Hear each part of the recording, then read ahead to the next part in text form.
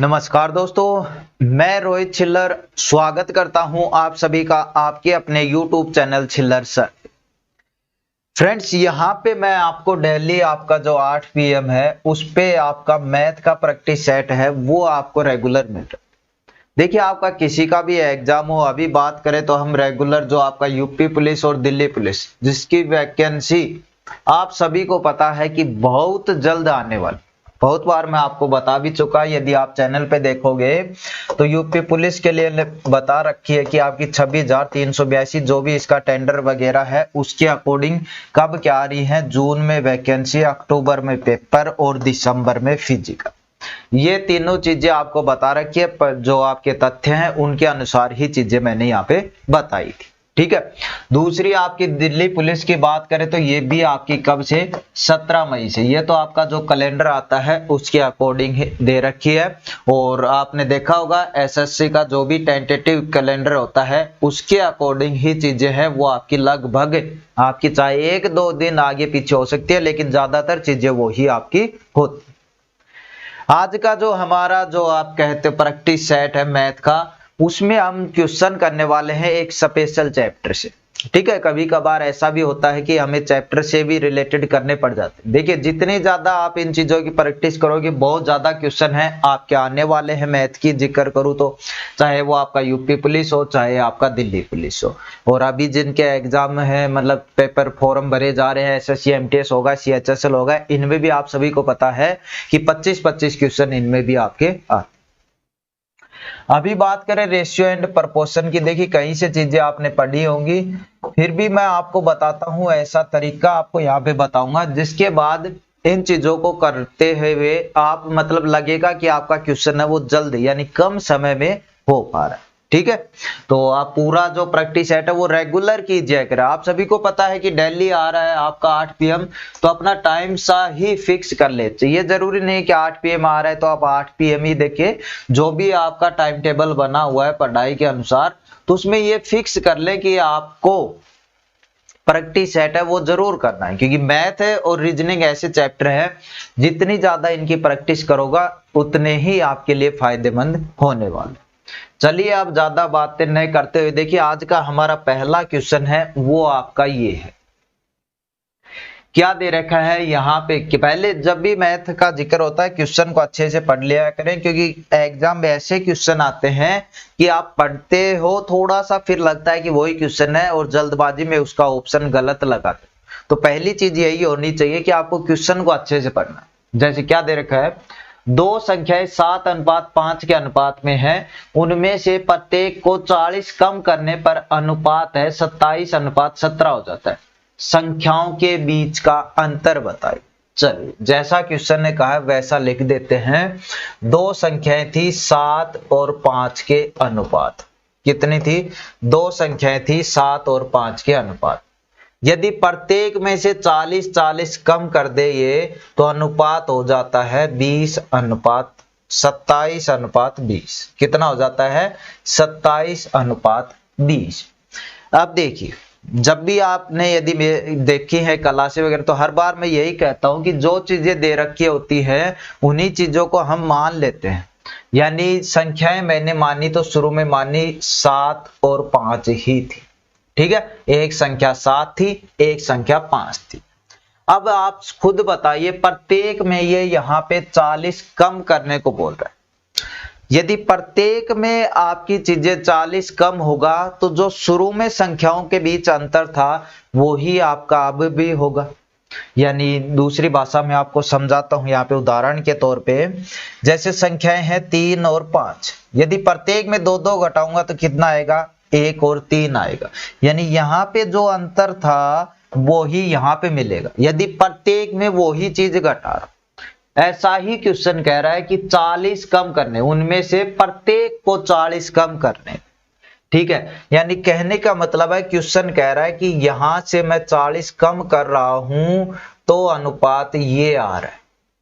यानी प्रत्येक में से 40 कम हो रहा है तो इनका जो डिफरेंस यानी अंतर है वो क्या होगा? बराबर होगा। तो अंतर देखते हैं, यहाँ पे कितने का है? 2 का।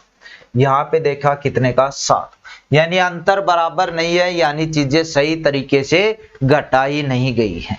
ठीक है। अब देखो अंतर बराबर करते हैं, यहाँ पे कितने का 7 का, यहाँ पे कितने का 2 का। दोनों अंतर बराबर कब होंगे भाई, दोनों अंतर बराबर होंगे यदि मैं इसको 7 से गुणा कर दूं और इसको 2 से।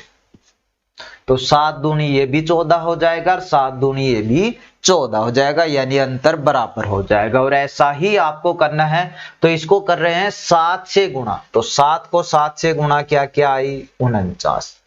5 को 7 से गुणा किया, कितना आया 35। नीचे वाले अनुपात को किससे गुणा करना है 2 से।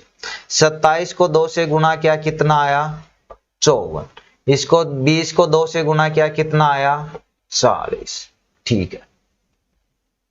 अब देखिए पहले संख्याएं थी 49 35, यहां पे आया 54 40। आप कहोगे जी ज्यादा आ रहा है, और यहां पे करने को कहा गया था 17 है, यहां पे कितना है 17 है।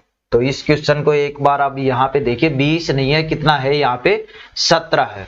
तो वही चीज है, बस अंतर देखना है। अंतर यहाँ पे कितने का है 10 का है, यहाँ पे 2 का है। कितने का है, यहाँ पे 10 का है, वहां पे 2 का है। तो अंतर बराबर करेंगे तो अब तो सिंपल और भी होगा, किससे गुणा करना पड़ेगा अब 5 से। वैसे इसको गुणा कर देंगे, 2 पंजे 10 हो जाएगी, ये तो 10 है ही। तो ऊपर वाली को 5 से गुणा करना है भाई, 7 पंजे 35, 5 को 5 से किया 25, और नीचे वाला आपका सेम है क्योंकि इसमें कुछ भी नहीं करना। तो ये देखो, यानी नया अनुपात हमारा ये आ गया। दूसरी भाषा में कह सकते हो नई संख्याएं हमारी ये आ गई। अब इस चीज को आप भूल सकते हैं, ठीक है। अब देखिए, अब अंतर आप देखोगे दोनों जगह कितने का है 10 का है, यानी बराबर है। अब कह क्या रहा है क्वेश्चन कि दोनों में से 40 घटाने पर ये संख्याएं आई हैं, लेकिन यदि आप अपने अकॉर्डिंग देखोगे कितना घट रहा है, 35 में से कितने कम करोगे जब कितने आएंगे 27, तो आप कहोगे जी 8 कम। इधर भी आप देखोगे 25 में से 8 कम करोगे तो ही आपके 27। यानी हमने चीजें जो थी वो ही मानी, तो हमारे अकॉर्डिंग 8 घट रहा है। क्वेश्चन कह रहा है कितना घट रहा है 40 कम, यानी 8 की वैल्यू कितनी है 40। 8 की वैल्यू 40 है तो 1 की कितनी होगी भाई 5। जब 8 की वैल्यू 40 है तो 1 की कितनी होगी 40 बटे में 8, यानी 5। अब कुल मिलाकर जहां पे भी 1 दिखेगा उसकी जगह वैल्यू क्या है 5। ये हमारे अकॉर्डिंग है, ये क्वेश्चन के अकॉर्डिंग। अब चीजें जो दे रखी है उनको हम यहाँ पे कर लेते, चाहे आप इस चीज में रख लो चाहे नीचे वाली चीज में रख लो, दोनों चीजें सेम है, ठीक है। 1 की वैल्यू 8 है। देखिए कोई भी चीज चाहे ये कर लो चाहे ये कर लो, हमसे अंतर पूछा है। अंतर क्या है, यहाँ पे भी कितने का है 10 का, यहाँ पे भी कितना क्या है 10 का। क्वेश्चन में पूछा है संख्याओं के बीच का अंतर बताओ। 1 की वैल्यू 10 है तो जो अंतर है 10, उसकी वैल्यू कितनी हो जाएगी 10 गुणा 5, यानी 50। कुछ भी नहीं किया, जो दे रखा था चीज बस उसी से निकाली है चीजें भाई। सिर्फ और सिर्फ ये ध्यान देना था, यदि प्रत्येक में कर रहा है तो जो अंतर पहले था वो ही बाद में। पहले अंतर कम था तो उसको हमने बराबर कर लिया, ठीक है। समझ में आ गया होगा ना अच्छे से। चीजें देखिए, जहां पे भी डाउट होता है कमेंट कर दिया करें। और रेगुलर 8 बजे जो आपका प्रैक्टिस सेट है उसको आप जरूर लीजिए। देखिए पेपर भी देखोगे तो +2 जो CHSL होता है कलरक जिसको बोलते हैं उसमें आया। अगला क्वेश्चन हमारा ये है, सेम वैसा ही रखा है ताकि चीजें आपको क्लियर हो जाए। अनुपात 2:5 में प्रत्येक में क्या जोड़ा जाए। पिछली बार था कि प्रत्येक में 40 घटाए, यहाँ पे बोल रहा है प्रत्येक में क्या जोड़ा जाए, यानी प्रत्येक का मतलब दोनों में जोड़ना पड़ेगा। दोनों में जोड़ना पड़ेगा तो चीज हमारी वही निकल कर आती है कि जो पहले उन दोनों संख्याओं के बीच अंतर था वही बात। यदि दोनों में 5-5 जोड़ोगे तो भी अंतर आपका वही है, दोनों में 10-10 जोड़ोगे तो भी अंतर वही रहना है। यानी पहले अनुपात है वो है अनुपात 2:5, बाद में अनुपात है वो अनुपात है 5:6। यानी यहां पे आपने देखा अंतर, देखते हैं पहली चीज तो यही है भाई, कितना है 3, कितना है 3, यहाँ पे अंतर 3 है, यहाँ पे देखा है। तो पहली चीज हमारी यही है कि इस अंतर को डिफरेंस को बराबर कीजिए, और कैसे करते हैं वो चीजें बता रखी है। तो यहाँ पे इसको यदि मैं 3 से गुणा कर दूंगा तो दोनों के बीच डिफरेंस है वो 3 का हो जाएगा। तो ऊपर वाले में कुछ नहीं करना है, ऊपर वाला सेम है तो ये लो जी, ऊपर वाला 2 और 5, नीचे वाले कितने से गुणा करना है 3 से, तो 5 को 3 से गुणा किया 15, 6 को 3 से गुणा किया 18, बस आ गया आंसर। क्या कह रहा हूं, आ गया आंसर। अब अनुपात सब ने हमने चेंज कर लिया। अब देखा यहाँ पे भी अंतर बराबर, यहाँ पे भी अंतर बराबर। अब क्वेश्चन पूछ रहा है वो बता दो बस, प्रत्येक में कितना जोड़ा जाए कि अनुपात 5:6 में हो जाए। देख लो भाई कितना जोड़ा गया है, 5 से 18 देख लो, चाहे 2 से 15 देख लो, दोनों तरफ देखोगे तो आप कितना पाओगे कि प्रत्येक में 13 जोड़ा गया। देखने में लग रहा था पता नहीं कैसे क्या होगा, लेकिन यदि आपने चीजें पढ़ ली तो आपको पता चल गया कितनी जल्दी ही हम इस क्वेश्चन को निकाल पाए।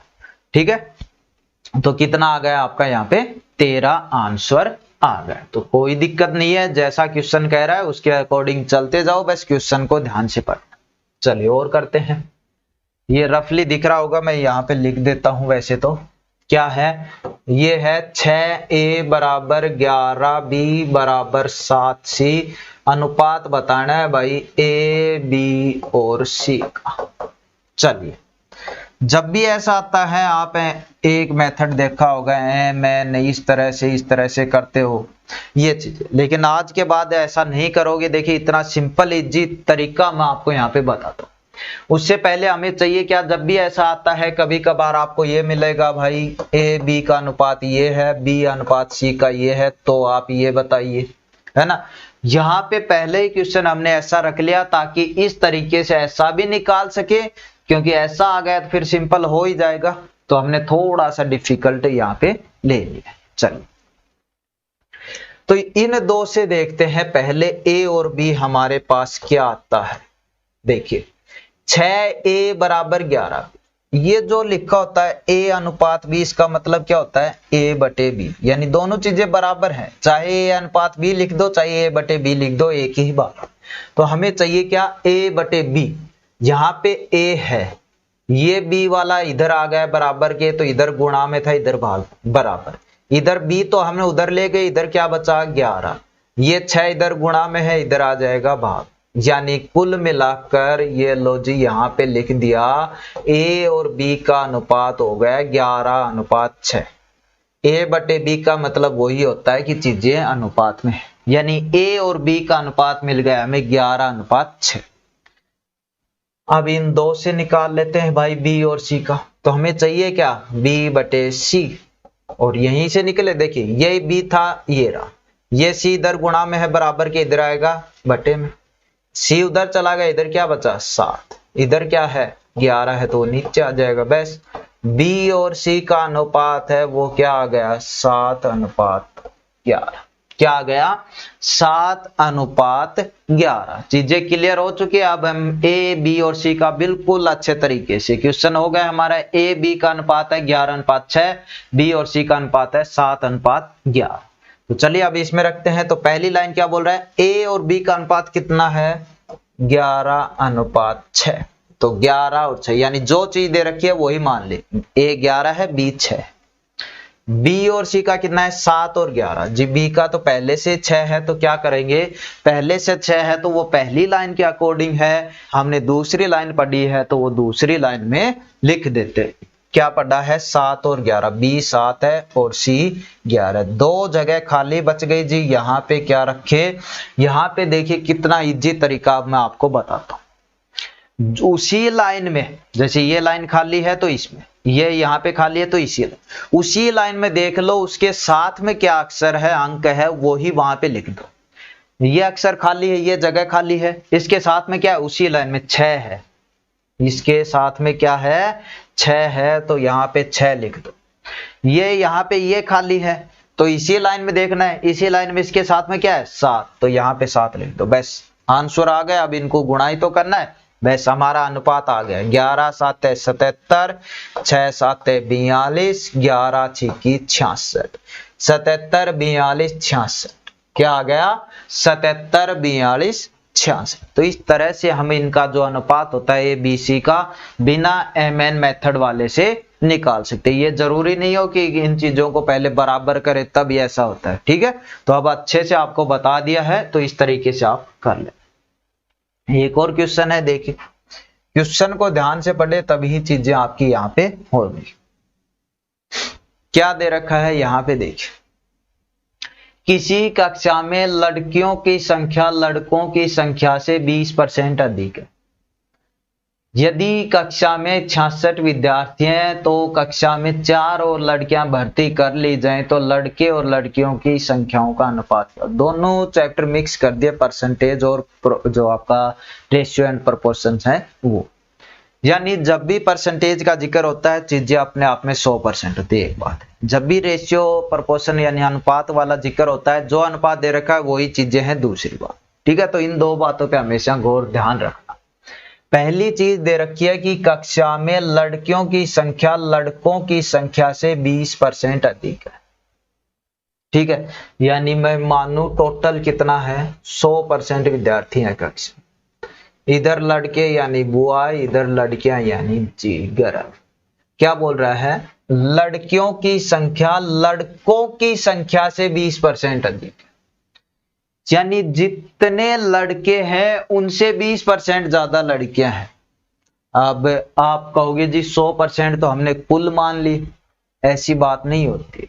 जहां से हमें परसेंटेज निकालना है उस चीज भी, यानी हर चीज अपने आप में 100% होती है। यहां से आप पेन लाए, इसका जो मूल्य है वो अपने आप में 100%। ये मोबाइल है, इसका अपने आप में मूल्य 100%। किसी व्यक्ति की इनकम है अपने आप में 100%। तो ये नहीं है कि हमने टोटल चीजें 100% मान ली तो इस चीज को इनमें 100% नहीं मान सकते, ऐसा बिल्कुल भी नहीं, ठीक है। जहां पे जैसी जरूरत होती है उस हिसाब से चीजें कर लेते हैं। देखिए लड़कियों की संख्या लड़कों की संख्या से 20%, यानी यदि लड़कों की 100 है तो लड़कियों की 120 है, ठीक है। लड़कों की 100 है तो लड़कियों की 120 है। यानी इस चीज का जिक्र नहीं हुआ टोटल का, तो इसको आप रफ भी कर सकते, लिखा रहने दो कोई दिक्कत नहीं है, लेकिन यूज ही नहीं हुआ तो रफ कर सकते, ठीक है।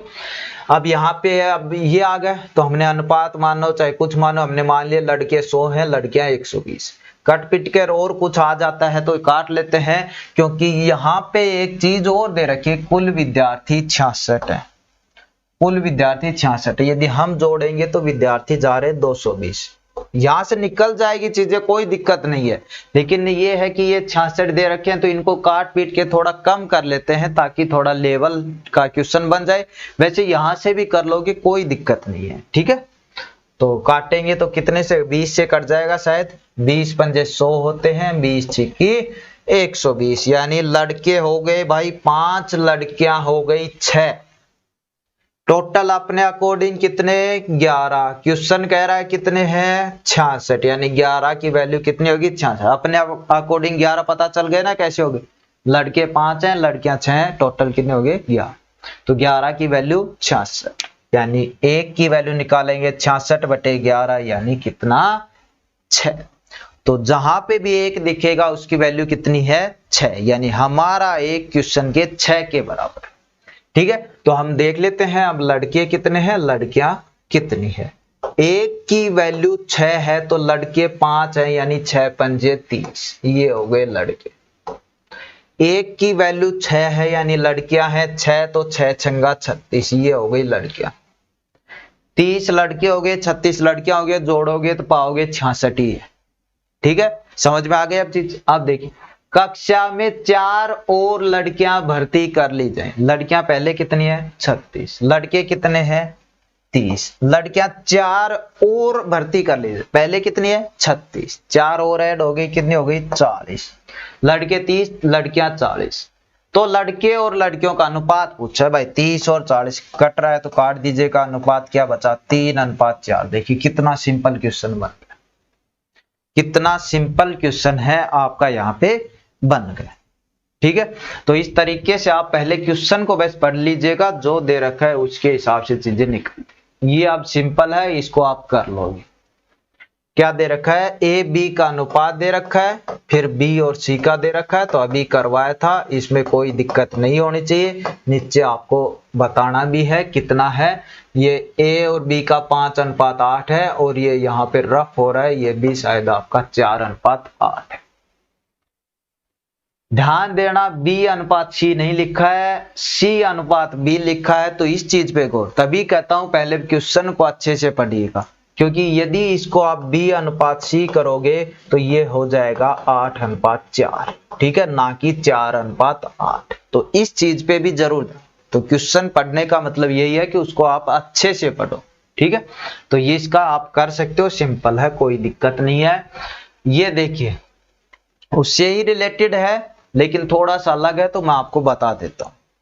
क्या दे रखा है यहाँ पे, शायद ये फोटो पता नहीं कैसे इस तरह से आ गई, A/B दे रखा है ये, और पूछा है 5A - 2B, और इसका 5A + 2B, ये पूछा है भाई। तो मैं क्या कहता हूं, जो चीज दे रखी है वो मान लो, यानी A/B दे रखा है 2:3, तो मैंने मान लिया A है 2 है, B है वो आपका 3 है, बस कोई दिक्कत नहीं, यहाँ पे रख दो, जहां पे A दिखे वहां पे 2 रख दो, जहां पे B दिखे वहां पे 3 रख दो, चाहे क्वेश्चन में हो जाएगा यहीं पे आपका क्लियर। तो यहाँ पे हम रख देते हैं, A दिख रहा है वहां पे 2, तो 5 A की जगह 2, 5 × 2 कितने हो गए 10, -2 B की जगह 3, 2 × 3 यानी 6, अनुपात 5A की जगह तो 2 रखना है भाई, 5 दूनी 10, 2B की जगह 3 रखना, 3 दूनी 6, 10 में 6 गई 4, और 10 और 6 16, 4 × 1 = 4, 4 × 4 = 16, अनुपात आ गया भाई 1:4। कितना आ गया, 1:4। सेम वैसा ही था, थोड़ा सा अलग था, इसलिए मैंने बता दिया है, पिछला क्वेश्चन आप कर सकते हो। चलिए नेक्स्ट, ये देखिए भाई, इसमें तो कंफ्यूजन रहता है आपको थोड़ा सा, लेकिन आज के बाद इसमें भी आपको कंफ्यूजन है वो नहीं रहेगा। क्यों नहीं रहेगा, क्योंकि करने के तरीके होते हैं इनके। देखिए जो चीज दे रखी है हम उतना ही मान के चलते हैं। बोल रहा है कि एक सिपाही चोर का पीछा करते शुरू करता है, जब चोर 10 कदम चलता है सिपाही 8 ही चलता है। यानी चोर आप कह सकते हो जल्दबाजी में भागने की कोशिश करता है, 10 कदम भागता है, तब तक सिपाही 8 ही कदम भागता है। लेकिन इसका मतलब ये नहीं है कि चोर तेज भाग रहा है, ठीक है, क्योंकि उसके कदम छोटे भी हो सकते हैं। तो इसका ये मतलब नहीं कि वो 10 कदम चल रहा है सिपाही 8 चल रहा है तो चोर तेज भाग रहा है, ठीक है। क्योंकि यहाँ पे देखिए सिपाही के 5 कदम है, चोर के 7 कदमों के बराबर है। यानी सिपाही ऐसे 5 कदम रखता है तो चोर 7 कदम रख पाता है। कहने का मतलब समझे आप, जितनी दूरी सिपाही 5 कदमों में तय कर लेता है उतनी दूरी चोर को 7 कदम लग जाते हैं। यानी ये 10 मीटर की दूरी है, सिपाही कर लेगा 5 कदमों में, 5 बार ऐसे पैर रखेगा 10 मीटर चला है, चोर को रखने पड़ेंगे 7 कदम। कहने का मतलब क्या हुआ, सिपाही के कदम हैं वो बड़े हैं, यानी थोड़े। तो हमें क्वेश्चन पे आना है, वो देखिए सिपाही और चोर की गति का अनुपात बताइए, गति का अनुपात बताइए। तो पहले जो चीज फिक्स है उस चीज को देखते हैं। सिपाही के 5 कदम चोर के 7 कदमों के बराबर है। एक चीज बस हमें यहाँ पे मिल रही है अच्छी खासी, सिपाही के 5 कदम बराबर हैं चोर के 7 कदम, ठीक है। लेकिन सिपाही चलता कितने हैं, 8 कदम, ठीक है। तो 5 कदम बराबर हैं 7 के। यदि 1 कदम पूछूं तो वो किसके बराबर, 7/5 के। सिपाही चलता कितने हैं, 8 के, तो 8 कदम कितने हो जाएंगे, 7/5 गुना में 8। कुछ कट रहा है, नहीं कट रहा। कितने आ गए भाई, 56/5। क्या निकल कर आया, सिपाही की आप कह सकते हो गति निकल के आई 56/5। तो ये चीज हो गई आपकी सिपाही की, कितनी, 56/5। लेकिन आपको चाहिए सिपाही और चोर की। तो चोर कितने कदम चलता है, 10। अब इसका ये थोड़ी है कि 10 कदमों का भी इस तरह से निकालेंगे, जिस 7 कदम है 5 के बराबर, 1 कदम हो गया आपका 5/7 और 10 हो गए 5/7 गुणा 10 यानी 50/7। इस तरह से इन चीजों को करने लगोगे, ऐसा नहीं है। सीधा डायरेक्ट आपने एक चीज, चाहे वो सिपाही की निकाल लो चाहे चोर की निकाल लो, एक का निकाल लो, दूसरी चीज बस डायरेक्ट रख दो। तो सिपाही का आपने निकाल लिया, चोर के कितने हैं 10, तो यहाँ पे डायरेक्ट 10 रख दो। ध्यान रखिए पहले सिपाही बोला है तो सिपाही का निकाल लो, फिर आपका चोर बोला है तो चोर। तो 56/5 और इधर 10 कुछ नहीं है, एक और आर पार गुना करते हैं तो आप पाते हो 56/50, यानी अनुपात पूछता है तो कितना हो जाता है 56/50, सिपाही और चोर की गति। यदि इतना दे रखा है तो ठीक है, अन्यथा जो आगे कट रहा है तो काट दीजिएगा। 28 दूनी 56 होते हैं भाई, 25 दूनी 50, यानी अनुपात जो उनकी गति का आ गया 28/25। ध्यान दीजिएगा 25/28 भी है तो कंफ्यूजन में मत रहिए, जो नाम पहले बोला है उसका पहले लिखना है, ठीक है। तो अब ऐसे क्वेश्चन आप बिल्कुल गलत मत करना, बहुत बार पूछे जाते। तो इनमें क्या करना, जो चीज दे रखी है आपको फिक्स, उस चीज पे पहले जाइए, फिर यहां से आप एक की जो गति है वो निकाले, उसके कदमों के निकाल, एक का निकल गया, दूसरे के आपको पता है 10 है तो बराबर अनुपात में मतलब 10 लिख दिया। तो यहां से इस चीजों को सोल्व कीजिए। यही क्वेश्चन आपका लगभग 2 से 3 बार, सेम डिट्टो क्वेश्चन 2 से 3 बार आपका पूछा जा चुका है। तो चलिए आज की प्रैक्टिस में थे कम क्वेश्चन, लेकिन आपको अच्छे से समझाए हैं और उम्मीद करता हूं अच्छे से समझ में आए होंगे। नीचे कमेंट करना, यदि वीडियो अच्छा लगा हो तो लाइक करना, चैनल पे पहली बार हो चैनल को सब्सक्राइब करना, और डेली 8 बजे भाई प्रैक्टिस बहुत ज्यादा जरूरी है मैथ और रीजनिंग की, तो डेली 8 बजे जरूर मिलना। चाहे आप बाद में देखना वीडियो, लेकिन जरूर देखना, क्योंकि आप सभी को पता है आपके नंबर हैं, एक एक नंबर आपके लिए कितना इंपॉर्टेंट है। तो चलिए उम्मीद करता हूं समझ में आ गए होंगी चीजें। तो इसी तरह से आगे भी रेगुलर प्रैक्टिस सेट आते रहेंगे। आप खुद भी कमेंट कर सकते हो कि चैप्टर वाइज रखे जाए या सभी का मिक्स भी, तो जिस हिसाब से होंगे चीजें आपकी रेगुलर मिलती रहे। तो चलिए इस वीडियो में इतना ही, क्लास में इतना ही, मिलते हैं नेक्स्ट क्लास के साथ। धन्यवाद।